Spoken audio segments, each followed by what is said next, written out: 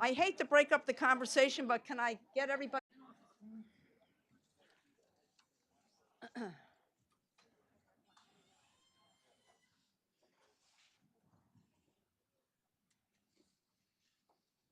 Okay, what a great crowd. Well, good afternoon, everybody. Come on, little noise, little noise. Good afternoon and welcome to Public Health Grand Rounds at the Aspen Institute.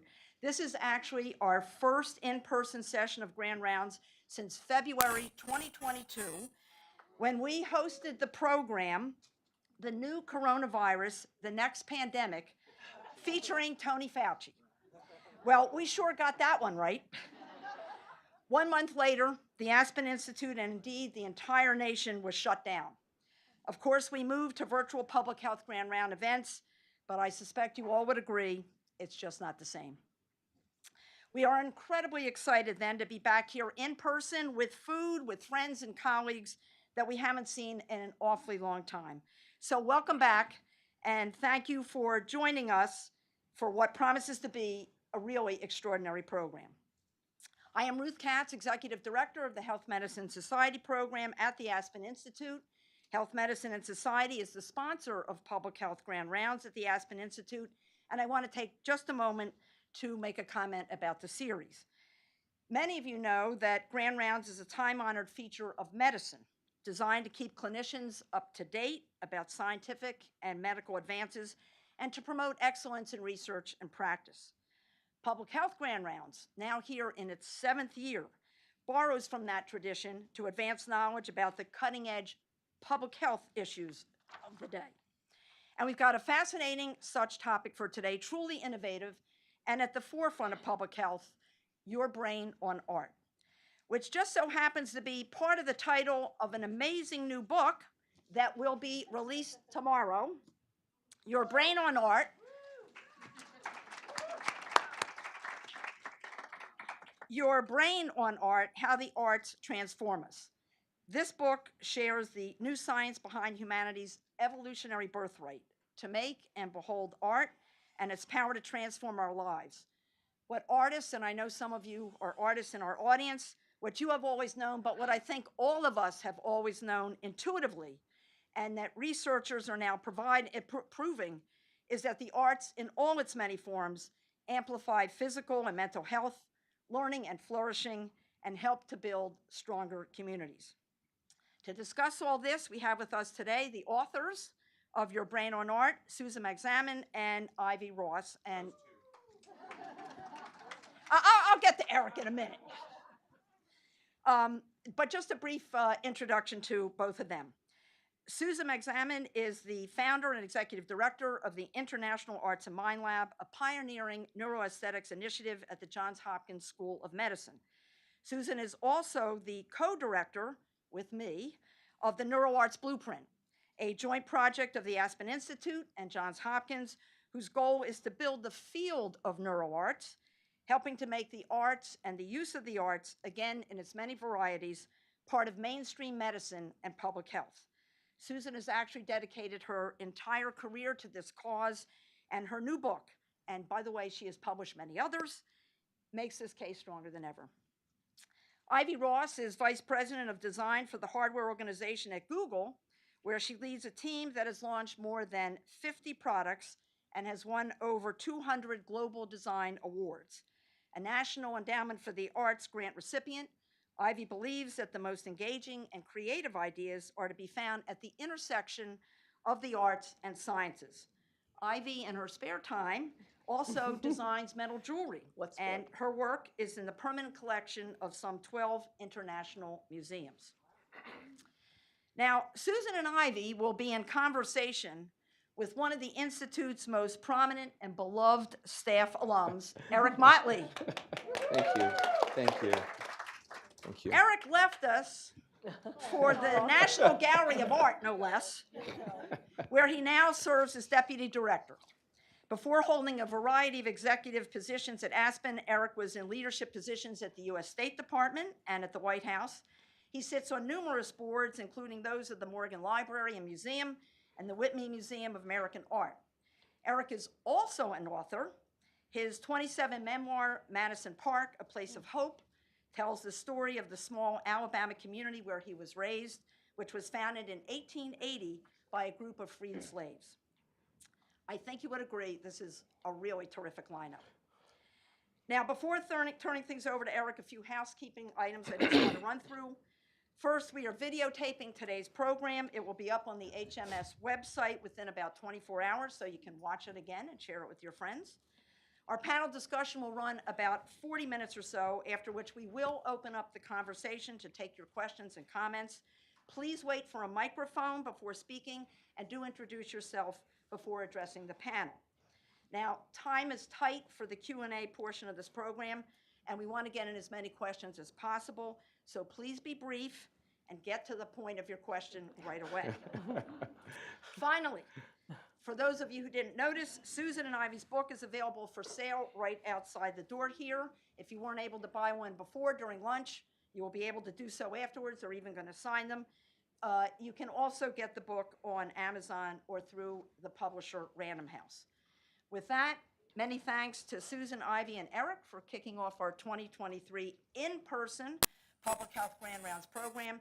Thanks as well, as always, to our mighty HMS team, Katja Wanzer and Raven Tucker, and of course to all of you for coming out, being back with us. Thank you so much for joining us. It really, really is great to see you. And with that, Eric, the Aspen stage is yours once again. Thank you so much. Thank you. Thank you.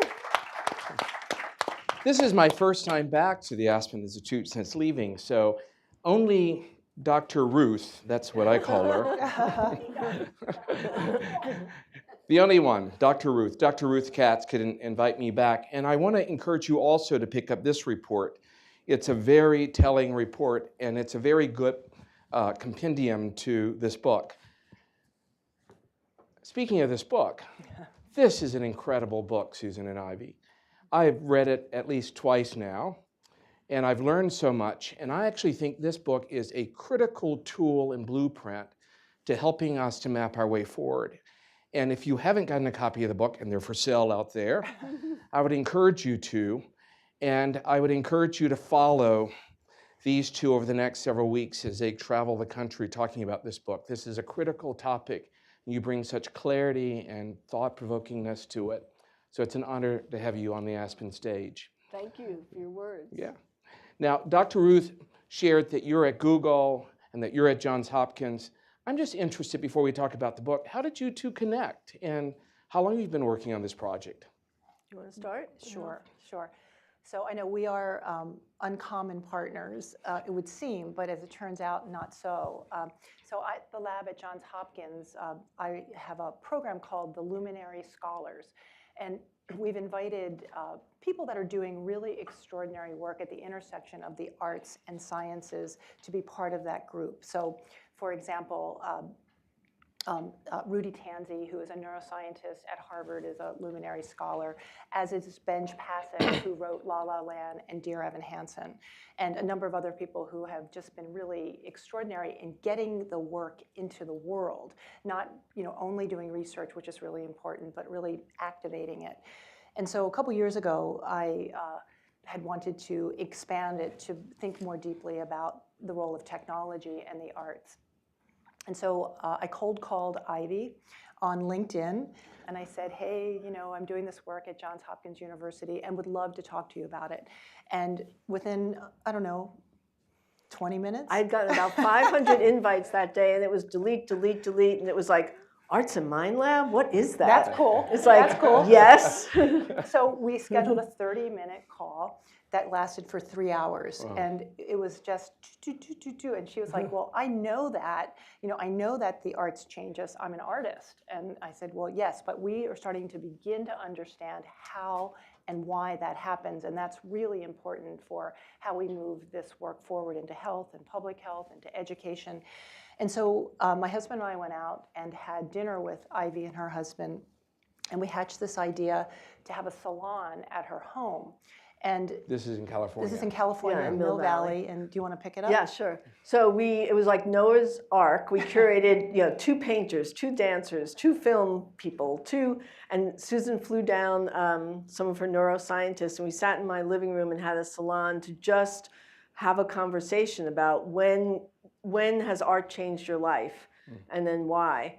And at the end of it, she looked at me, and as we were cleaning up, she said, I've always wanted to write a book about this. Do you want to do it with me? And I said, this is the book I've been waiting for. Because all through my design career, when I would win design awards, publishers would come and say, do you want to write a book on creativity or innovation? And I'm like, no, I do that every day. That's kind of boring because I'm a lifelong learner. But this, I thought, we could write it and learn along the way, which is one of the reasons why the book format was interviewing over 100 people. So it was a learning journey.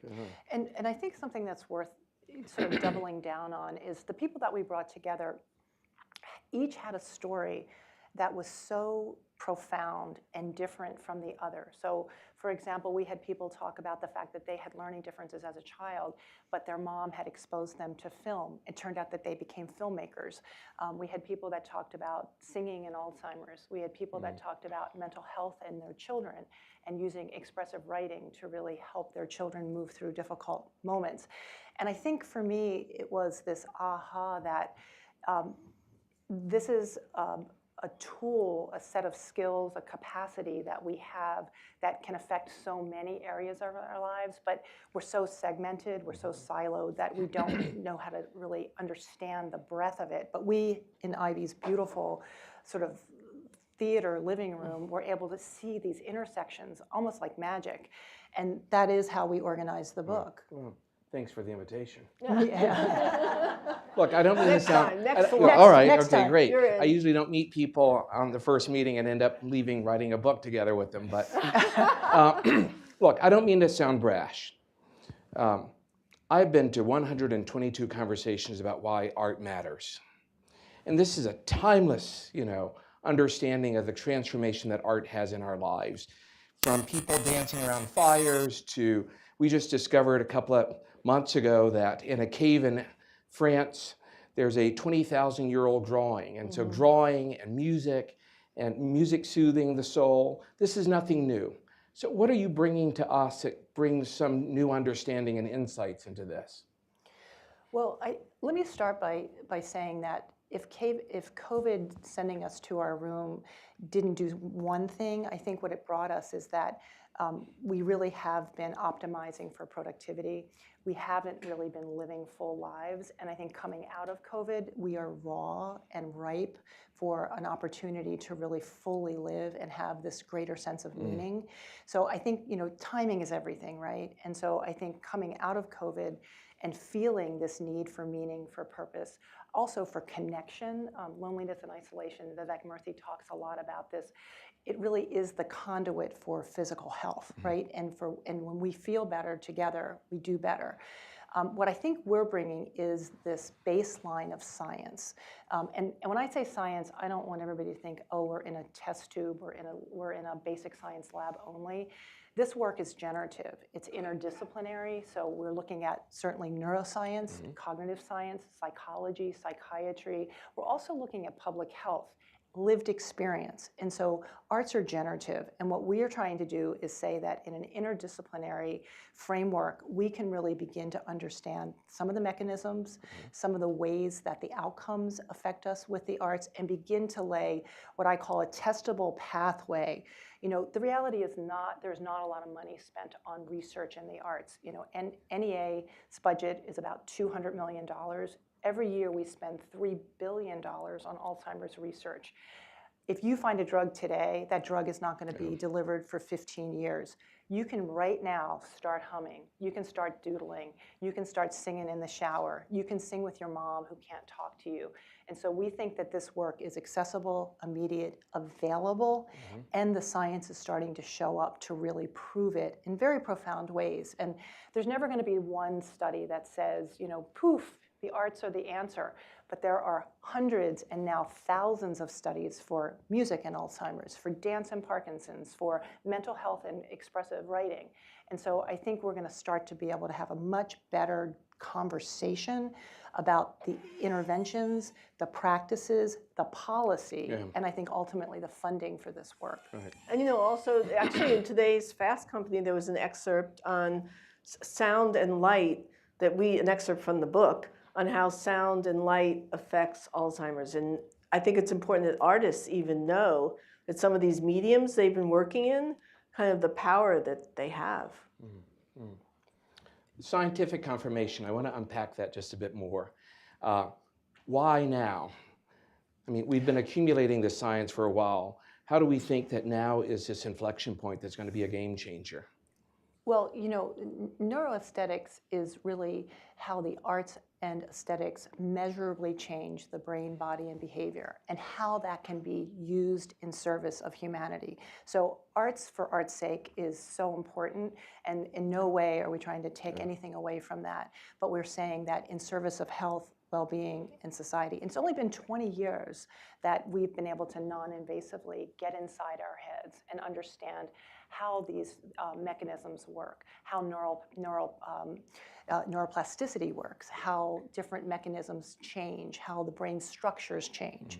And so I think we're at a point where we're starting to accumulate the knowledge, the evidence that we can start to apply that. And you know, artists haven't waited. Artists have been using this for forever. You know, you mentioned, you know, dancing around the campfire, writing on cave paintings. I just heard, you're talking about 20 million years ago. I just saw a piece of research saying that they think that there's a piece of art 224 million years old. Like, that's crazy, right? That's crazy.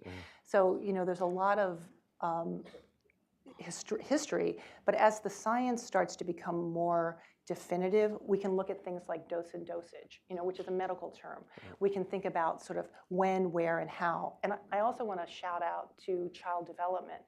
If you're thinking about the role of the arts for prevention, for resiliency, for laying down the neural pathways that are so important for the capacity to meet the challenges of life, the arts are where it's at. So as schools have been taking art out of schools and thinking about, you know, skill development or mastery of an art, what I think we're seeing is that social emotional development, executive function, really building greater synaptic plasticity at a young age is so important. And that lasts across the lifespan. And why now? Also because, I mean, when you think about mental health taking over physical health, I mean, some of these things are easy for people to do if they understand how it could help them, how it could release certain hormones and drugs, you know, just by doodling or drawing and make them feel better. And also, I think all of our systems are breaking down, and things need to be rebuilt. And so even our buildings and schools and architecture, you know, to understand what we need to consider again as humans in terms of keeping ourselves happy and healthy, it's super important now. So let's talk about the brain a bit. We've just come through COVID. We're still experiencing the after effects. What does the brain look like? And what's the brain's capacity to deal with what we've gone through? And how is art helping us to heal and transform our lives in that way? So during COVID, our lab created something called the COVID Arts Field Guide. And the idea was to try to pick up and lift up different art activities that could address different moments throughout the life of a disaster, right, of a crisis, of real devastation. And so some of the things that we did during COVID were some things as simple as getting families to go out and dance in their driveways, because we knew that that released serotonin and dopamine, and also helped kids just exercise. You know, you're thinking about the correlation between movement and obesity. So very practical. We also looked at things like grief and loss and despair, because so many people lost people during COVID. And how could you begin to start to really lift up those feelings and, you know, come to terms with that? And so expressive writing turned out to be a very important vehicle. James Pennebaker, who is a researcher at University of Texas, Austin, has done a lot of work with expressive writing and stress and grief, and really very, very helpful. So he's a psychologist. So that was one of the areas that have been really, really important. Getting out in nature during COVID and after COVID. We know that cortisol levels drop dramatically when you're in nature for as little as 15 minutes. So trying to really target art activities, aesthetic experiences with different emotional different emotions that we're experiencing, or different moments in our lives. You know, art is not all about happy, right? I think that's the other thing. You know, we use it for all of these amazing twists and turns in our lives. Well, I think self-expression is one of the most important aspects of art, and we've suppressed that. I mean, I think we start suppressing it sometimes when we're little, when people tell us we're not good at it. Yeah. And yet it's our birthright. I mean, you know, we are wired to express ourselves, and not only, you know, there's deep trauma, and then there is daily trauma that just, when not unexpressed, keeps adding up, and you can get ill from that. And so this idea that because we came from a place where we constantly were expressing ourselves, as you say, storytelling, dancing, singing, graphics, and we then started optimizing after the Industrial Revolution and put all that aside, or they didn't even have a word for art back then. It was the way life was. It was culture. And so I think sometimes we think we're advancing, but we have to go back to the well every so often and say, what was going on there that we need to bring into contemporary times? And so this idea of expressing yourself is so important. I mean, through some of the research, we found out that even just writing a secret on a piece of paper, not even sharing it with anyone, but the art of writing it down helps you lower your cognitive load. So little things that we don't even realize that we should be doing to make us healthier and happier. You know, thinking about what happens after COVID, you know, in some ways, the isolation that we had during COVID really broke the social fabric. And I don't know if a lot of you have experienced this, where coming back into spaces and reestablishing relationships and figuring out how we build something in the future. There's a chapter in the book on community building, and there's a fantastic group called Sweetwater Foundation in the south side of Chicago that I think is a really great lesson.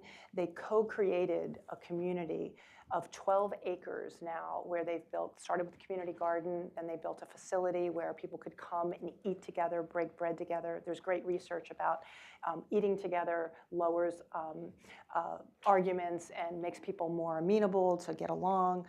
They've also now built a workshop for kids to come and build. They have fellowships, they have dances, but they've literally built a community where there was nothing, and they built it with very little. Maria Rosario Jackson also talked a bit about this idea of a cultured kitchen, where if you're in a community that culture has been stripped, and sometimes stripped on purpose, how do you rebuild? How do you know who you are? How do you build that creative muscle, and to create spaces where we're able to come together and experiment and to think about who we are, what we want, what do we believe in, is a really important thing. And we say in the book, art creates culture, culture creates community, and community creates humanity. And it's just true. And so how do you create space for that? And I'll give you one more. in the chapter on mental well-being, there's a beautiful story about a woman who was institutionalized. She was twin. She couldn't speak, and they thought she was irrevocably mentally, intellectually damaged. Her sister eventually went and retrieved her, brought her to live with her, and enrolled her in a school in California where it was all about making art. And it took her 2 years to be able to make her first piece of art. And you've seen her work. Her name is Judith Scott. She makes these beautiful yarn pieces that are very womb-like. And she couldn't speak, but she was quite intelligent.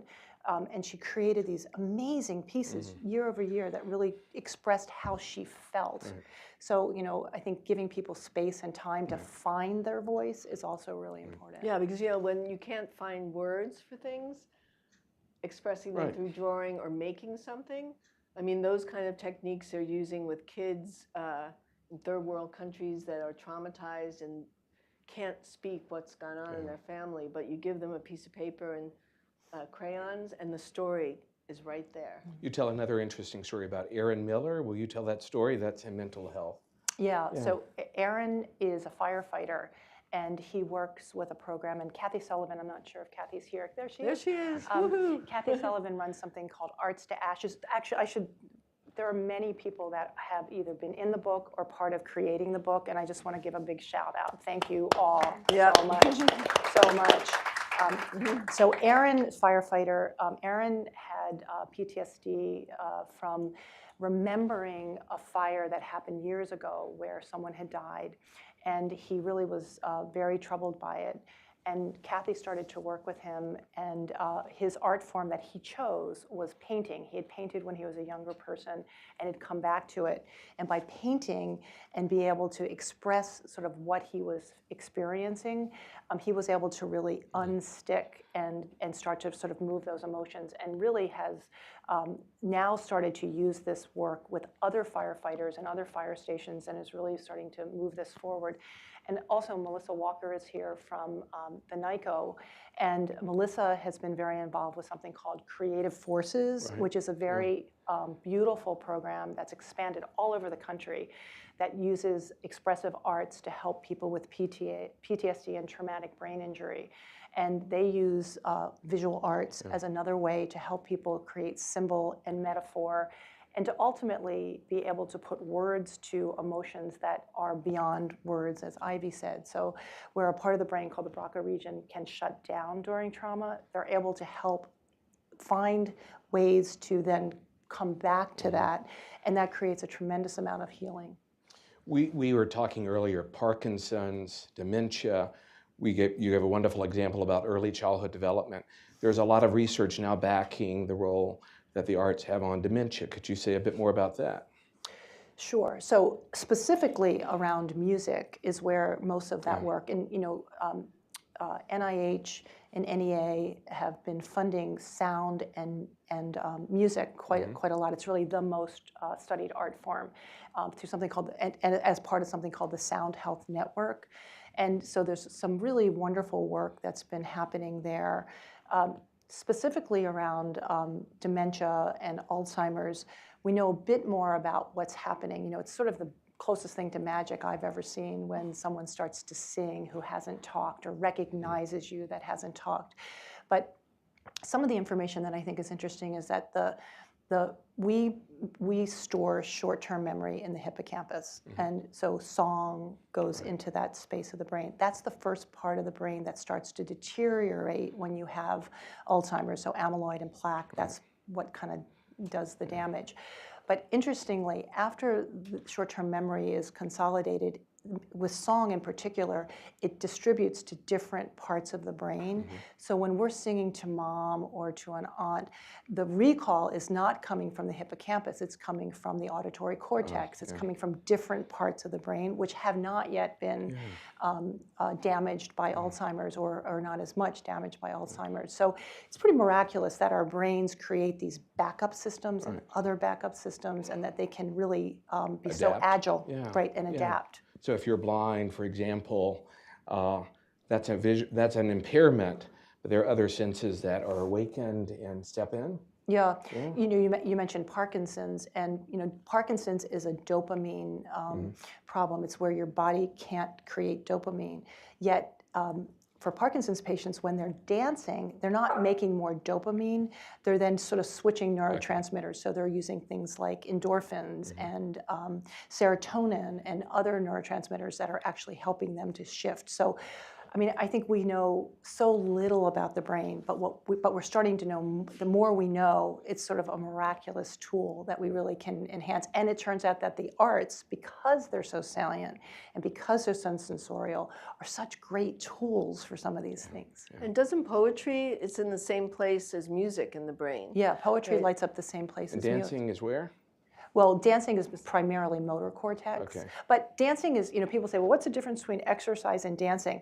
And, you know, certainly they're exercise, but I think one of the things about dance that's worth lifting up is that there's an emotional context, there's usually a contact with somebody else, and dance is cultural. You know, we think of dance now as like, yeah, you just go out and dance, but dance is storytelling. Dance is context to where you come from often.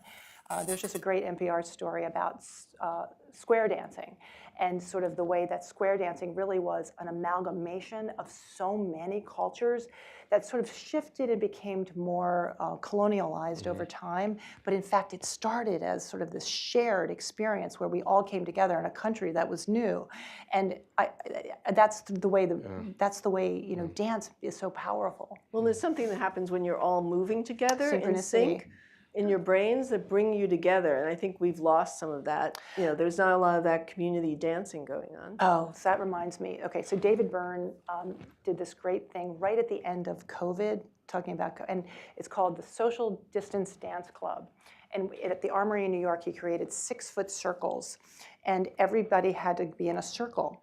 And he called dances, and other people called dances. And what he found was that people would find other people in the room that they got in sync with. And so they'd create these little communities of dancing. And that this idea of synchronicity is not new. You know, we march together in military, we sing together in church. So we want to belong. We want to be part of a group. You know, this book has incredible stories that kind of reinforce the research. You met with A.O. Wilson, Renee Fleming. Tell us about a number of the people that you worked with, those two in particular. What did you learn? Yeah, well, A.O. Wilson, I mean, we got to him right before he passed away, which was so sad. But, you know, he was telling us things like how, what is it, e-social, that ourselves, bees, and ants are e-social species, and that we were designed to be in community, and that art was our birthright. Yeah, he was crazy. He was people always say, how old are you? And I say 12. He was like 8. And Chuck Savitt, who's here, was publisher of Island Press, and he was very good friends with Ed. And I said, we'd love to interview Ed for the book. And so I'd call him. He'd say, just call him. So I'd call him, and he'd answer the phone every time, and he'd say, Susan, I can't talk to you right now because I'm getting ready to go out for a walk. And so I'd call him again, and he'd say, Susan, I can't talk to you right now. I'm getting ready to go out for a walk. Which we loved. Which we we gave loved. him a hall pass. Yeah, we gave him a hall pass. That's exactly what do we call a nature pill. You know, he was taking his nature pill every day. And then when he was like, call me at exactly this time, and I promise I'll talk to you. And so he did. And you know, he really reaffirmed for us, I think, this idea that we are hardwired and that the arts are our birthright, and that this idea of creativity really is about communication. Self-expression really is about communication, and that makes so much sense. So, Oh, and he also pointed out that in the time we humans have been on this earth, it's been 99.9% we were living in nature, and we've only been living like this in 0.1%. Wow. And so it's actually a master experiment, and I think we're kind of failing. You know, these buildings we built don't necessarily make us feel better, et cetera. But he was the one that said, well, wait a minute, you know, this is a very small percent. We're living like this, and we've been so used to living in nature. and that's a great segue to how architects and designers are so into biophilic design and bringing nature inside. So, you know, of all the things that we're looking at, initially, thinking about, well, how do spaces make us feel? People started bringing nature in, and now we're thinking more deeply about things like light and scent and texture and color, which are all, often modeled on nature systems. Look, I work in a sensually arresting place. I mean, the National Gallery of Art is absolutely beautiful. And when John Russell Pope built the building, he was very mindful of the importance of nature being within the gallery. So we have all of these gardens. So when you're looking at Thomas Cole, you're then transported to a small space of contemplation and reflection. No, it makes a big difference. We did our first kind of public proof of neuroaesthetics at the Milan Salone. It's a big design fair. 400,000 people come from around the world. And it was something that Google sponsored with my design group. And we partnered with Susan and an architect, Suchi Reddy. And we developed a band that had an algorithm to take your physiology and see in which space. And we had 3 different rooms that were all based on different neuroaesthetic principles. Color, texture, music, light, patterns, and artwork, just to name a few. And people, we would only have 10 people in a room at a time for 5 minutes, no talking, no devices, it was called Space for Being, just be in the space, sense the music, sense the light. We invited you to touch the art. And Don't touch the art. Yeah, I knew you'd. Big difference. Big difference. You could touch the art in this place. But, and then in between each room, there was a palette cleanser. It was another room you walked through that was kind of gray foam. It was kind of fun just to clear you of your senses. And while you were in each of these rooms, the band was picking up on your physiology. And at the end, you downloaded, we had a band tender, not a bartender, that took the band and downloaded your data and then showed that we deleted it in an effort to show you in which of these 3 rooms your body was most at ease or least stressed. And we had said this would be a failure if a lot of people didn't have a disconnect between what their mind thought and their body was showing them. And so sure enough, it was 56% would walk in and say, I love room number 2. And you could walk into a space and mentally go, it looks like my mother's house or a room I've seen in a magazine, I like it. But your body was not comfortable in that space. And so people could not believe the disconnect 56% of the time between the space their cognitive mind thought they would like and how their body was feeling. And the exercise was not because Google's going to do a band that you have to walk around to show how you're feeling. It was really to explain this idea that our body is feeling all the time. And we are sensory, we're wired, we take in everything from our senses, because I think that we stay up in our head and think that we are humans, where our mind is first, and we're actually been designed to be emotional, sensing folks. And so it was really to be aware that your body's feeling all the time and that we have agency over our space. Like I look up, and this is so beautiful, because not only is it a skylight, but also uses curves, which neuroaesthetics would tell us curves we relate to much better than angles. So, I mean, it was a great exercise, and people got to experience this concept of neuroaesthetics, that your biology is changing based on the aesthetics that you surround yourself with. And that if you tap into that, you make different decisions, you make different choices. Right. And, we were talking earlier, it's individual as well, how one experiences art. Absolutely, because people would say, well, what's the right answer? Which is the right room? And we're like, no, there is no right answer. It's what you feel good in your body. And we had certain situations, even culturally, where a woman said she liked room 1 and 3 was too beautiful. And she grew up in South America, and she could never see herself in those rooms. But her body loved the second room, which was a very playful room. And she said with tears in her eyes, she realized because she was happiest when she was playing as a child. So this idea that personal meaning comes into how your body, so there is no right room. You need to tap in and see where you feel good. I think that's a really important kind of concept to unpack, this idea of personalized art, or we talk about personalized medicine, but we all come from different places. We all have different genetic profiles. We all have different cultural profiles, and there's a part of the brain called the default mode network. They call it the seat of self. And it's where, when you're not bringing in information, when you're not processing or bringing in all these amazing things, you're really making decisions about what you like, what you don't like, what's beautiful, what's not beautiful. It's where you dream and where you mind wander. And so taking that into account in all of these environments, in healthcare, in education, in public health, how do we start to think about what at an individual level works, and how do you kind of think through that? I was saying to you earlier that when you say that painting is beautiful, Eric has a gorgeous 1940s Rothko in his office. Now, who doesn't, right? I have a poster of that original. painting, I have a probably. poster of that in my house too, and it actually vibrates. It's vibrating, and I look at it and it pulls up an amazing amount of emotions for me, as it would for Ivy and as it would for Eric, but they're my emotions, right? I'm experiencing that. So when I say that's beautiful, and Ivy says that's beautiful, we're saying something different. And I think we all think beauty is beauty, but beauty truly is in the eye of the beholder. And when we start to understand that, I think we start to design differently. We start to make different decisions about where and how we live and what we put around us and what we smell, all of those things. And people respond differently to that Rothko. I mean, Yeah. every person. There are donors that I bring in, and I put them right before that Rothko. As you should.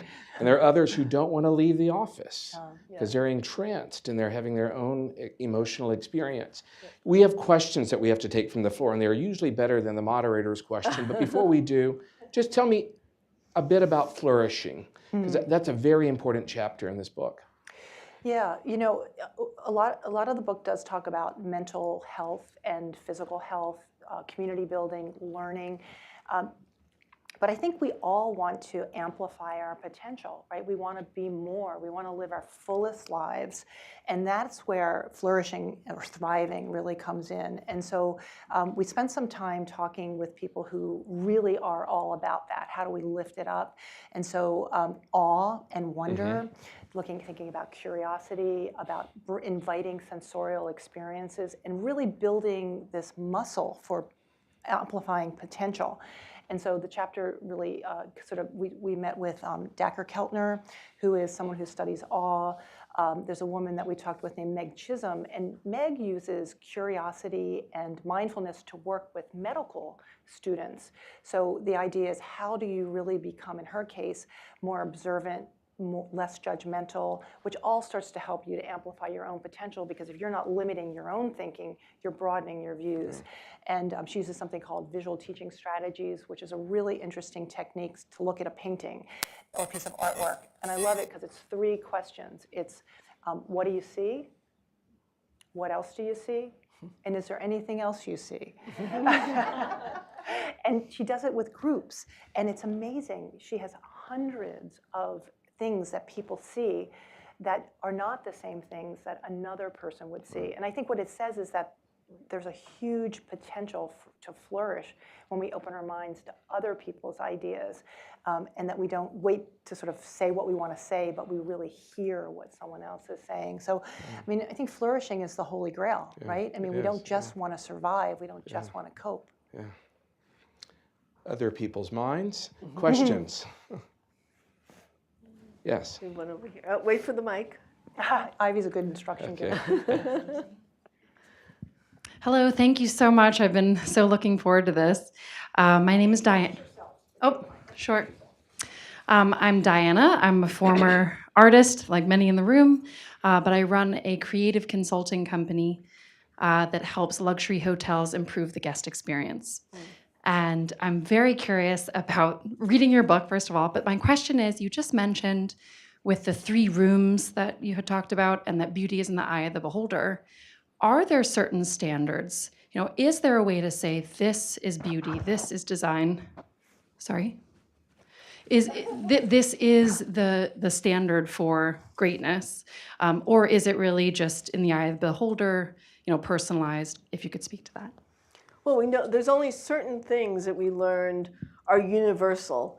For example, landscapes or looking at the sunset, that you could be guaranteed that everyone would fall in love with it or have an awe experience. But beyond that, I mean, it's funny, I stayed in a hotel. You know, hotels used to be, or some of them very clean and modern and simple. I stayed in a hotel in LA the other day that was all sensorial, and the art was, some of it was from Africa, so there was different linens and textures, and I felt so good in there because it was, I didn't realize it, but it was igniting my senses. And I have a whole different take now on, yes, you need the peace and quiet when you go to a hotel room, but this idea of having this almost multicultural textiles and things to discover, my whole hotel experience felt different. So there is no right answer because there's so few commonalities of what I think people's faces, right, was the other one, landscapes, and the perception of beauty and the symmetrical idea around someone's face. But other than that, it is very personal. But I think it's really the decisions of what's the environment you want to put them in. You know, one that alivens the senses, one that calms them down. It's almost like really what's the emotion? Because, you know, emotion is energy in motion. So what do you want that emotion to be with that experience? And that's why I think we're going to see a lot more hotel rooms, because just like personalized medicine, I think there's going to be different, and there already is, different hotel chains that have different vibes that I think are going to start to cater. Because once you find one, like I know that made me feel good. And that may be what I need right now, but a year from now, I may need a different vibe. But I think this idea that people are going to go deeper into one track, but that it's going to be very personal, very personal. I like that. I think, you know, if you think about hotel, like one size does not fit all, right? And if you think about, I was talking about landscapes and faces, we all sort of agree universally on how they make us feel. But what a great opportunity for hotels or luxury goods to create a personality, an archetype, to say, I want you to feel this way, and to let us experience that. There are what I call neuroaesthetic principles. Like, we do know certain things about the way different colors work, although color tends to be very cultural. We know certain things about shapes, like, you know, curves versus straight lines. So there are principles of what you're trying to, so the kind of the tradesman's work, right? You know, you can use these things to achieve this emotion.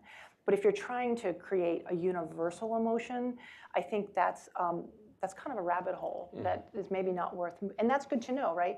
Hopkins is building, renovating 555 Pennsylvania Avenue, which used to be the museum, and they hired a designer who designs hotels. And they hired him because they wanted someone to think about how do people come together.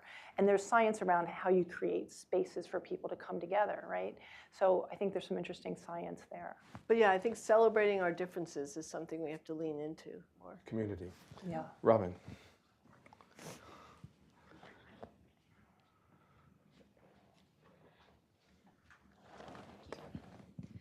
Hello, hi, I'm Robin Davison. This was a former artist. I'm a former scientist, or still a scientist, always a scientist, a molecular physiologist who became an abstract painter in the last several years. And I was really interested, I agree wholeheartedly about creativity being a vehicle for communication and connectivity. But I was thinking how ironic it is that so many artists work in isolation. And in fact, in my own personal, I believe so much about the importance of the creativity and the connection that I've created an experimental art space here in DC where I actually open up my studio. It's an open studio. You come watch me work, and people love it. And that's just my own personal, because I'm so committed to this idea about connectivity. But I just wondered if you could comment on that. So you know, so many artists really do work completely in isolation to create their work. So Well, it's an interesting sort of dichotomy, I think. yeah, well, I know when I was, and I still am, but mostly when I was an artist more full time, you almost need, I mean, getting in that zone, you know, it's a very personal zone, you know, when you're getting in touch with what's inside to be able to express it. And then I think this idea of sharing it is the communal piece. So there's a continuum. You know, you take what's inside, you express it, and then you put it out there to share together. I do know that there are, and besides what you're doing, there's something called Art to Life, Nicholas Wilton. He's doing a lot of classes with people painting together to learn, which are incredibly enlivening and a great community activity. But, and there are some people that they love to paint and talk, you know, but I think essentially it's been a practice to do it by yourself, just because I think of going inside to get that material.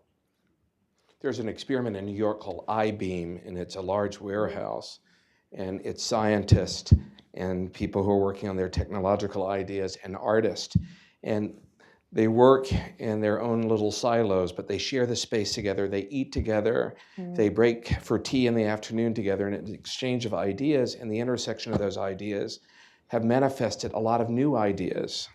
Yeah. Well, I do think we're very much about diversity of scientists, artists, designers. I mean, that is going to create and solve the problems of the future, because our problems are complex. So you need those complex, different lenses to look at through to get to the answers. So I think that sounds ideal, where you have your space. And then I know in my design studio at Google, the same thing. People have their own spaces to work, but then you come together. There are times you need to come together. So it's both and, it's not either or. Yeah. Yes, right here, front row. Hi, I'm Sarah Locke from ARP. I just want to follow up on the conversation you were having about why now, and the conversation about this emphasis on productivity that we've kind of switched as a society and a civilization. So with AI and this idea about how that is going to unleash productivity, can you talk about the brain and the art in this context? Well, let me start, and then you could chime in here, because I think I am the kind of person that believes technology is here to amplify our humanity, meaning what can it take off our hands so that we can do only what us humans can do. And I think imagination is one of the things I think we need to add to the ingredient. So I'm actually very excited about certain things coming off our plate so that we can really be the superhumans we are designed to be, which I think has a lot more to do with imagination than some of the things since the Industrial Revolution, the tasks that we've been put onto. In terms of what the brain is doing, you might want to talk about that part. Well, from thinking about how AI really interfaces with the arts. You know, the cover of our book, I don't know if anybody has had a chance to look at it, is actually an AI-generated piece of art. And it's really sort of extraordinary. This is Refik Anoli. He's a Turkish designer. He's really kind of doing some amazing things. And that is a compilation of fMRIs where people are dreaming. And then he created an algorithm to then express that. And he designed the algorithm with his team. So he chose the art, he chose what data he wanted to use. He created the algorithm, and then the algorithm sort of creates this piece of art. From these fMRIs. From the It's the fMRIs. coming together of, I think it was over 1,000. And then you could see on his website, it's Refik Anadol, A-N-D-O-L, Anadol, A-N-A-D-O-L, Refik. It was in motion. All of these strands of information are coming at you. And I said to him, oh my God, would you let us take a stop motion, because it would be the most beautiful book cover? And he said, I love what you ladies are doing. Because it is your brain on art, right? Yeah, he said, I said, this is like the poster child, because it is exactly your brain on art while dreaming. So. Well, and he's taking it one step further. To your point, you can now go into a space with a headset, and you can look at a piece of art, and based on your alpha rhythms or your brain waves, you can actually change what's happening in that piece of art. So no longer are we observing art, we are making art in art, and you're literally moving into the painting. And so I think some of the technology, some of the digital arts that we're seeing are really immersing us and calling on you. Right now there are folks that are saying that we have not 5 sensory systems, but potentially dozens of sensory systems. We know we have over 34,000 emotions, right? So how do these sensory stimuli that the kind of immersive technological experiences can help us understand? There's certainly a lot of ethical issues around AI related to schools and cheating, and I think all of those things are what I think of as ethical and thinking about how do we create sort of boundaries, yeah. guardrails on how we use those things. But I think in service of humanity, as Ivy said, there's another thing is Parkinson's. During the COVID, people used to go to dance studios to dance for Parkinson's, and they couldn't go during COVID. So just having Zoom to be able to dance online, instead of thousands of people dancing, millions of people started dancing, and they danced with their families members. And so we were then able to look at things like dose and dosage in ways that we couldn't before, because it was just so hard to get to the dance studio. And now people are going to the dance studio, and so this hybrid experience of virtual and real world, I think, is also what we're starting to see as things unpack. And we're seeing a lot of what, I think in the last chapter, The Art of the Future, immersive art where you step into the experience. There will still always be beautiful paintings to look at in 2D, but I think we're stepping in because we're craving that sensorial. We've gone a bit flatlined as a society, and so I think we're craving these spaces that will enliven all of our senses. So some of these exhibitions, you walk into a room that have scent and have you could touch and affect things. So it goes back to this need to enliven our senses. So technology is allowing some of those experiences to happen that I think will be good for us and continue to be good for us. And maybe one more that I think is interesting to lift up specifically, Adam Ghazali at UCSF is doing really great work with virtual reality for ADHD. So he's created a closed loop system for helping kids learn how to be better focused and pay better attention using virtual reality. So, I think in service, again, of, in this case, learning, there's another really great thing called Snow World that's been created for people with pain, and they're able to kind of go into a winter wonder world when bandages are being changed for burn victims. And so they're not experiencing as much pain, less opioids, less issues with addiction. And so these are really great examples, and there's just many more coming. Yeah. So technology, it's all about how you use it, right? And once Kevin Kelly I asked him, and he said his definition of technology is anything man-made. So a car, a window, a door, and all of these things, a car, if you're not careful, you can harm someone, or it could be used for good to get you somewhere. So I think as a society, we need to hold hands on, creating some of those boundaries. But we're certainly in this arena seeing some great uses of technology to amplify our creativity. Susan, Ivy, we've reached the time that we have to end, but there are a lot of thought partners in this room that could help to amplify and accelerate. I see British Robinson from the Barbara Bush Foundation. You're thinking a lot about the arts and literacy. I see Deborah Rutter, the president of the Kennedy Center here. Renee Fleming is a person that you've interviewed who's been a very active participant in helping us to think about neuroscience. And there are a lot of other people that I could name in here. And this idea that art is not accidental or incidental or ornamentation, that it's a part of the everyday exercises of life, perhaps is a wonderful way to end this. Glenn Gould, the pianist, wrote that art is not a momentary ejection of adrenaline, but rather it's a lifelong construction of a state of wonder and serenity. Beautiful. So on that note, you've written an incredible book. Thank you. And we're on this journey with you. Thank you. Thank you. Thank you so much. Thank you. Well, Susan and I will stay around if you have some more questions, and we'll sign books if you want us to do that. But thank you very much. Thank you. And thank you, Ruth. Thank you.